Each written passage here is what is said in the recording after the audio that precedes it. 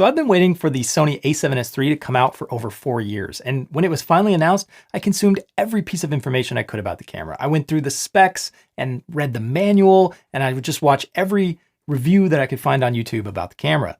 But after watching a lot of reviews, there were a couple of things that I didn't see covered, or if it was covered, the reviewers didn't really go into that much detail. So today I wanted to talk to you about 5 things that you might have missed about the Sony a7S III. And just a quick caveat, I'm coming from the a7 III, so it's possible there's some of this stuff was already in newer cameras like the a7R IV, and thus it wasn't worth mentioning by the reviewers who have used these features before. But if you're a former a7 III user like me, then the stuff we're gonna look at today should be pretty exciting. So the first thing I wanna talk to you about is the fact that you can save and restore all of your camera settings to your SD card. Now with the a7 III, you could always save your image settings like shutter speed, aperture, exposure mode, frame rate, picture profile, etc. to a custom memory slot and save it on an SD card. But you weren't preserving key features like button mappings and custom menu layouts. However, with the a7S III, you can actually save all of your settings on your camera to an SD card, allowing you to do things like copy settings from one camera to another, create a backup of your own personal settings that you spend hours customizing, or even get camera settings from a different person. So I first learned about this feature at the end of one of Philip Bloom's live streams where he uploaded a copy of the settings that he had spent hours himself customizing.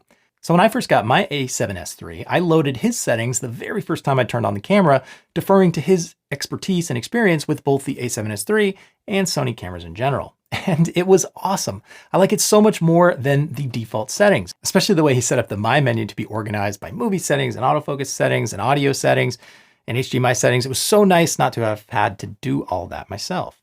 Also, I really like the custom button setup he had. Of course, I've made tons of changes, tweaking things more to my liking, but being able to start from something other than those same old Sony defaults was such a wonderful change. And then because it's so easy to save and restore settings, I'm really looking forward to when more people publish their a7S III settings, I can try them out. And if the worst case, if I don't like them, I can restore my settings in a matter of seconds. All right, moving on. The second thing that you might have missed about this camera is the bit rates you get when shooting in the S&Q mode. So in a regular movie mode, you can shoot in 4K, 120 frames per second in 10-bit 422 color. And when you're in this mode, whether you're shooting in the HS 4K or the S 4K, under your movie settings at 120 frames per second, if you want to do 422 10-bit, you'll be shooting at 280 megabits per second.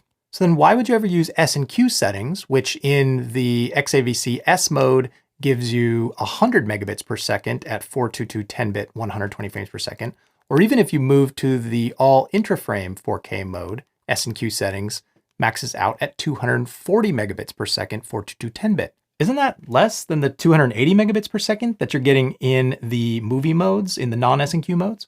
And the answer is because S&Q mode is slowed down in camera. So the 240 megabits per second that you're seeing in the S&Q mode is the bitrate per second after the footage has been slowed down.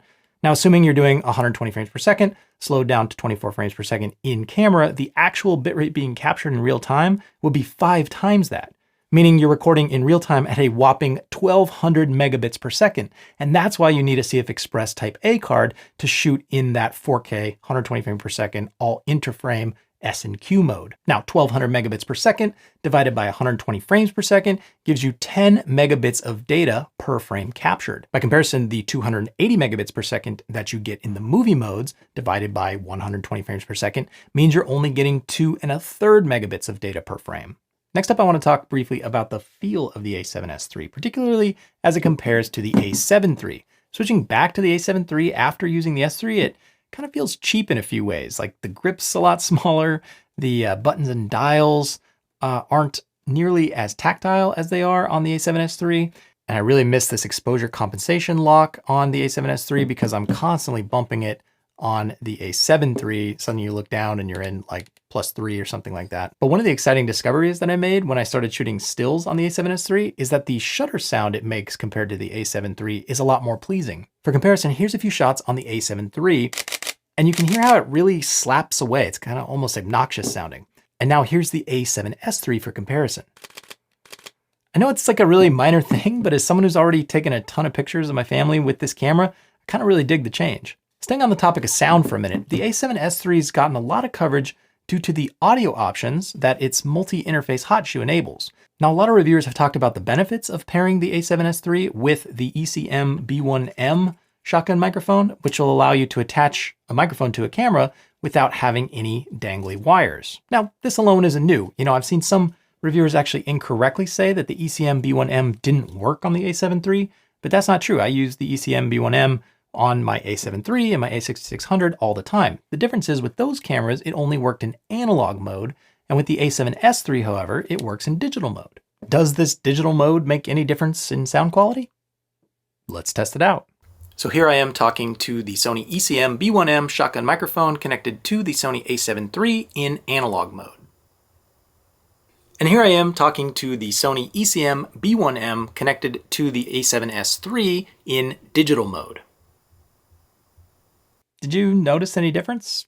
I listened to it with a good pair of headphones on, and I'm not really sure that you'd notice. But what I really want to talk about is the in-camera audio on the A7S III. For me, if I'm shooting some quick clips with the family, I'm not going to bust out the ECM B1M, so having decent in-camera audio is something I'm going to benefit from all the time. So here I am talking to the in-camera audio of the Sony A7 III set to audio level of 26. And here I am talking to the in-camera audio on the Sony A7S III with the audio level set to 26. And just one more for comparison, here I am talking to the in-camera audio on the Sony ZV-1 with the level set to 26. It was kind of subtle, but when I put on some good headphones and cranked up the volume a little bit, you could hear that there really was less noise on the in-camera audio in the A7S III compared to the A7 III. And that's just something that's going to be really nice to have because most of the time that I'm taking clips, like I said, I'm probably not going to bother to attach the ECM B1M. Now, the last feature that you might have missed about the A7S III is the changes that they've made to the USB-C port. All of the Alpha 7 cameras from the 3 series on up have had that USB Type-C port, but on the A7 III, you were only able to charge over USB-C at 5 watts, meaning charging these Z-type batteries in camera would take like over 4 hours. And this slow charging was compounded by the fact that Sony didn't include a charger with either the A7 III or the A6600. However, they were perfectly happy to sell you the BCQZ1 for an extra $100, which they advertised as being able to quick charge the battery completely in only 150 minutes, which is a weird way of saying 2.5 hours. Maybe it sounds like it's less time if it's 150 minutes instead of 2.5 hours, but thankfully they decided to throw in this BCQZ1 charger with the A7S III. And looking at the specs, it can do an output of 8.4 volts at 1.6 amps, meaning it maxes out at like 13.5 watts. But the USB Type-C port that's on the A7 III is compatible with USB-C power delivery specification. And according to the manual, it can handle 9 volts at up to 3 amps. That means you should be able to charge the battery at 27 watts, which is twice as fast as the BCQZ1 charger. To prove what a difference this makes, I set up a little demo with the A7S III on the left and the A7 III on the right, and into each camera I placed a genuine Sony Z-type battery and ran both cameras until each battery was exhausted.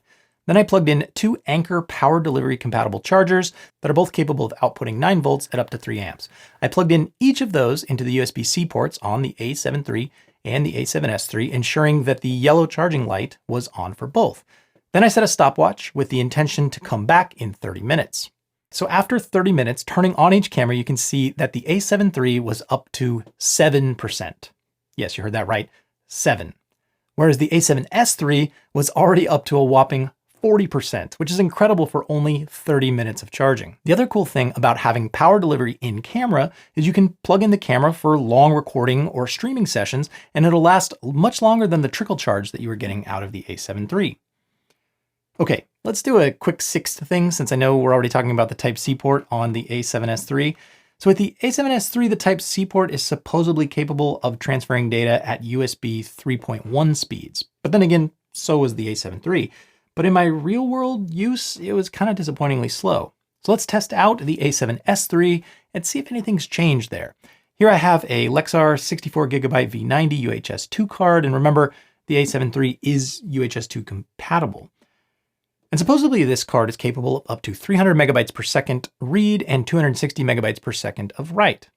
So to get our baseline, let's put it in the A7 III, connect the camera using a USB 3.1 C to C cable and put the camera into mass storage mode. And we'll use Blackmagic's speed test. And you can see we're getting about 14 megabytes per second of write and close to 90 megabytes per second of read. Pretty far off from what the card is supposedly capable of.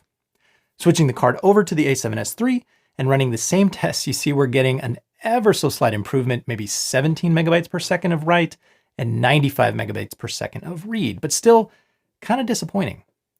However, what if we switch out the SD card for one of the new CFexpress Type A cards? Running the test again, we see a dramatic improvement with write speeds approaching 100 megabytes per second and read speeds of close to 250 megabytes per second. By comparison, if you're using Sony's new MRWG2 card reader, you'll actually see reads and writes of closer to 700 megabytes per second. I did a whole video about that, so check it out if you're interested. So that's 5, 6-ish things that you may not have known about the A7S III. If you have any questions, leave them down below. Otherwise, I'll see you in the next video.